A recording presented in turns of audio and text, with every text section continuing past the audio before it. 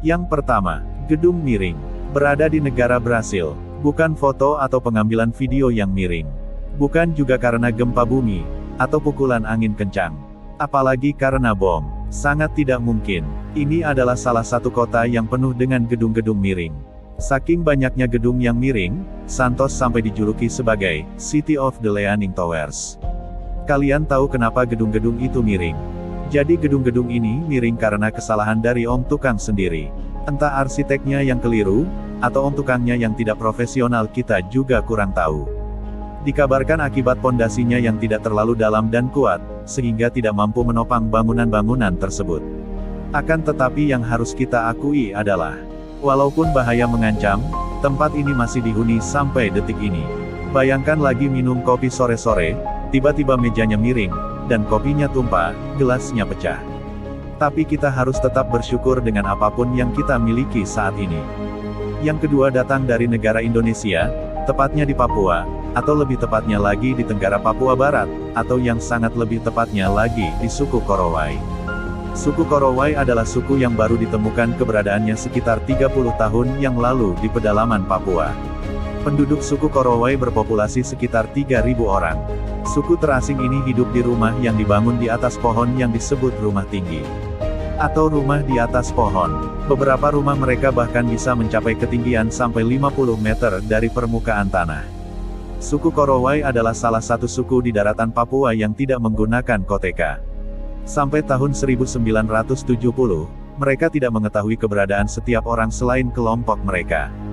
Jadi kita bisa bayangkan, khususnya Anda-Anda yang masih sering mengeluh sampai hari ini, tentang rumah bocor, dinding retak, pintu rusak, udara dingin, matahari menyengat. Berhentilah mengeluh, karena di luar sana masih banyak manusia yang belum memiliki tempat tinggal yang layak. Bersyukurlah karena kita masih bisa menikmati karya Tuhan di bumi saat ini. Yang ketiga, lahar panas. Di Kalapana, Hawaii, pada tahun 1986, tempat ini terkena banjir lahar. Gara-gara bencana tersebut, wilayah Kalapana sampai saat ini dipenuhi dengan lahar. Hampir seluruh penduduk Kalapana minggat atau memilih untuk pindah dari tempat tinggalnya.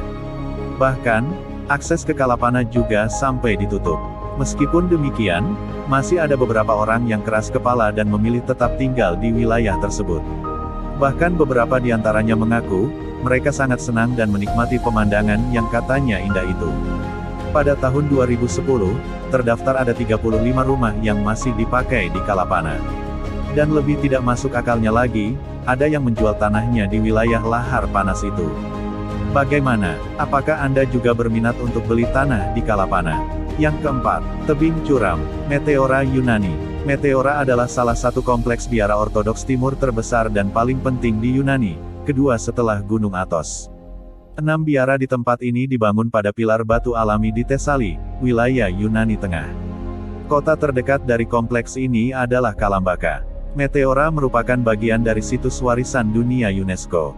Yang tidak bisa kita bayangkan adalah, masih banyak tanah rata dan luas yang sangat mudah untuk membangun sebuah bangunan. Tapi kenapa mereka memilih untuk bangun di tebing yang curam semacam itu? Bagaimana menurut Anda? Kira-kira tidur nyenyak atau tidak? Atau mimpimu indah atau tidak? Bayangkan kalau Anda adalah salah satu biarawan di Meteora. Pasti senam jantung tiap hari. Yang kelima datang dari negara Cina.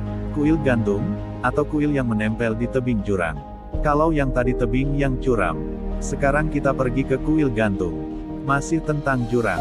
Ini adalah salah satu kuil yang dibangun di tebing 75 meter atau 246 kaki di atas permukaan tanah.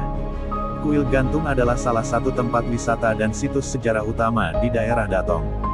Dibangun lebih dari 1500 tahun yang lalu, kuil ini terkenal tidak hanya karena lokasinya yang berada di tebing curam, tetapi juga karena merupakan satu-satunya kuil yang ada dengan kombinasi 3 filosofi tradisional Tiongkok, diantaranya, Buddhisme, Taoisme, dan Konfusianisme.